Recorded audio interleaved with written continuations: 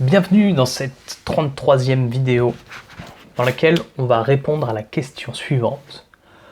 Comment la méthode Kaizen peut t'aider à trouver ta voie professionnelle? Écoute, c'est une question hyper intéressante que soulèvent finalement Hector Garcia et Frances Mireles dans leur livre La méthode pour trouver et découvrir votre mission de vie grâce à l'Ikigai. Je te rappelle pourquoi on fait cette série de vidéos. L'objectif, c'est de s'adresser et d'aider toutes les personnes comme peut-être toi qui sont dans une situation de mal-être au travail, j'ai envie de dire, qui vont à reculons au boulot, qui sont dans un bullshit job, qui sentent qu'ils ont vraiment besoin d'un changement professionnel rapide pour s'épanouir professionnellement tout simplement, et peut-être avoir cette sensation de ne jamais travailler au quotidien. D'avoir cette passion et cet enthousiasme pour faire ce qu'on a à faire dans notre travail ou dans notre, travail, on peut rester sur ce terme-là. Voilà, on va répondre donc à cette question, le Kaizen, donc la méthode d'amélioration continue, tout de suite. Alors, pourquoi et comment le Kaizen va nous aider à trouver finalement notre épanouissement professionnel? C'est une question assez difficile à répondre dans le sens où la méthode Kaizen, c'est une méthode qui s'applique par exemple aux professionnels du sportif, à tous les pros qui sont dans n'importe quel boulot, par exemple industriel. On sait que Toyota utilise la méthode Kaizen pour améliorer son processus de production et pour faire en sorte que ces voitures soient les plus fiables aujourd'hui qui existent. Alors je ne sais pas si c'est toujours le cas aujourd'hui, je sais qu'il y a d'autres sociétés qui sortent, je ne suis pas du tout au courant du marché, mais peu importe. L'idée c'est ça, c'est que pendant un temps, en tout cas, Toyota, grâce à cette méthode, a vraiment eu un taux de rebut et de retour et de problématiques sur leur moteur absolument compétitifs, les plus importants du marché. Et pourquoi? Parce qu'en fait, ils remettent tout le temps en question leur système. Et ils se demandent toujours comment ils pourraient faire mieux, soit pour économiser du temps, soit pour éviter de faire des tâches inutiles, soit pour améliorer la fonctionnalité de leur véhicule ou la fiabilité de leur véhicule. Et ça, c'est une vraie question intéressante parce que lorsqu'on est dans une recherche de voie professionnelle, lorsqu'on est en questionnement professionnel, lorsqu'on se demande comment on va faire pour justement ne plus avoir cette sensation de travailler dans son quotidien, pour quitter son bullshit job, on s'est rendu compte que dans les 33 étapes proposées par les auteurs, il y a beaucoup de choses à mettre en place finalement. Il y a une certaine discipline et une rigueur à adopter pour réussir à trouver sa voie professionnelle et son épanouissement. Par exemple, il va falloir quitter certaines habitudes qu'on peut avoir, comme, prendre des grosses cuites le week-end, ou peut-être regarder la télé et des programmes qui vident la tête, comme aime bien dire Blanche Gardin. Mais à quoi bon se vider la tête? En quoi c'est une activité intéressante et lucrative? Et c'est vrai que ça, c'est pas une activité, c'est une activité qu'il est conseillé en tout cas de peut-être réduire ou peut-être même de retirer de son quotidien pour réussir à justement être plus dans une démarche vertueuse qui nous amène à faire ce qu'on ressent être bon pour nous, ce qui nous donne de l'aspiration, qui nous donne des idées, on va dire, de grandes choses, de changements, peut-être plus humanistes, plus altruistes, qui ont plus de sens finalement et plus en phase avec nos valeurs. Ça demande beaucoup de courage aussi et peut-être de la vertu, comme on a pu le voir avec la vidéo de Benjamin Franklin. Ça demande beaucoup finalement d'action de notre part, de réflexion, de temps de réflexion aussi, de prendre le temps de se poser, de réfléchir à ce dont on a besoin, de réfléchir à notre passé, en quoi notre passé a été une source d'inspiration et peut-être une source d'inspiration pour notre futur, une source de réussite, quand on a pu voir ça dans les autres vidéos également, sur la façon dont on va se servir de nos rêves d'enfant pour les ramener au présent et peut-être chercher à l'intérieur de ces rêves comment on pourrait construire notre job ou finalement trouver notre passion, en tout cas ce qui nous donne de l'énergie pour avancer et travailler.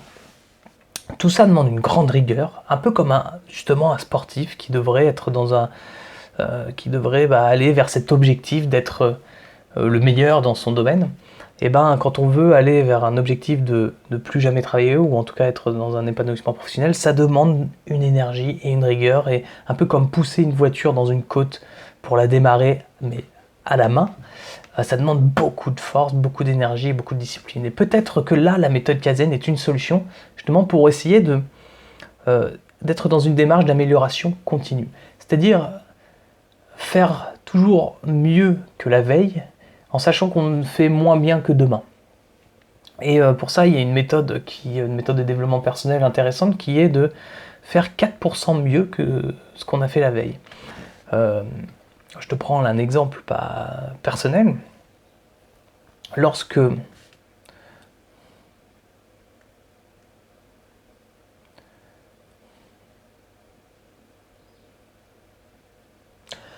je fais un accompagnement en coaching, par exemple, et ben à chaque fin de rendez-vous, à chaque fin de séance, je prends un temps pour réfléchir à ce que j'ai fait, à ce que j'ai pas fait, aux difficultés que j'ai rencontrées, et comment je pourrais faire, juste pour un tout petit peu améliorer, l'équivalent de 4%, la façon dont je vais conduire mon entretien la fois suivante. Voilà, par exemple, ça c'est un exemple. Il y en aurait des dizaines d'autres. Je me pose toujours ces questions-là dans mon couple, par exemple, quand je dis des conneries, quand je dis des choses qui blessent ma compagne, ma chérie, ou quand je sais pas, j'arrive pas à utiliser les bons mots pour lui dire à la fois comment elle m'agace, mais à la fois comment je l'aime, et ben comment je peux faire mieux la fois suivante. Et ben ça c'est une démarche Kaizen. Et dans ta posture à toi, qui est dans la recherche d'une solution pour ton épanouissement professionnel, bah, c'est comment tu vas faire pour être plus dans cette recherche-là, comment tu vas faire pour être un peu plus proche finalement de tes mentors, par exemple. Par exemple, si tu n'as pas encore commencé à chercher un mentor, et ben comment demain tu pourrais faire pour commencer juste 4% de plus que ce que tu ne faisais jusqu'à maintenant. C'est-à-dire si tu faisais rien aujourd'hui, bah, peut-être que demain tu pourrais juste faire une recherche sur internet en lançant le mot-clé qui correspond à ta passion ou à ce que tu voudrais être. Par exemple, si tu voudrais être formateur dans ton domaine, et ben tu tapes le mot formation commerciale, j'en sais rien, et tu commences à regarder ce qui se fait sur le marché. Juste fais ça 5 minutes. Et peut-être le lendemain suivant, tu feras 6 minutes de recherche. Tu vois, c'est cette idée-là d'amélioration constante et continue. Donc je te propose et je t'invite à prendre acte et action tout de suite, une fois cette vidéo terminée, pour aller justement de ce sens de Kaizen. Qu'est-ce que tu pourrais faire aujourd'hui qui t'amène à t'épanouir professionnellement? Juste la première petite étape que tu pourrais utiliser. Est-ce que c'est de regarder la première vidéo, ou de regarder la vidéo suivante, ou de regarder la vidéo précédente où tu n'as pas mis d'action en place? Est-ce que c'est juste ça? Ou est-ce que c'est d'acheter, je sais pas, le bouquin? Pourquoi pas? Je dis ça, je m'en fous, je gagne pas d'argent en te proposant, mais je te dis pourquoi pas? Peut-être que tu aurais besoin de livres pour être plus concret, plus présent à ces exercices. Peut-être que tu pourrais faire une action, aller voir quelqu'un qui te parle, peut-être que tu as déjà repéré tous tes mentors, mais que tu ne les as pas contactés. Envoie un mail pour provoquer une rencontre, une discussion. Sors de ta zone de confort. Utilise aussi cette étape qu'on a vue aussi dans l'une des vidéos précédentes de la zone de confort. Comment la zone de confort, sortir de ta zone de confort va t'aider à trouver ta voie professionnelle. Ça, c'est une clé essentielle. Moi, je te le répéterai jamais assez. Donc voilà, pose une action tout de suite, juste 4% meilleure que ce que tu avais pu faire avant. Et pose-toi aussi une question très simple. Pourquoi tu ne le fais pas? Quelle est la peur qui est cachée derrière ton inaction?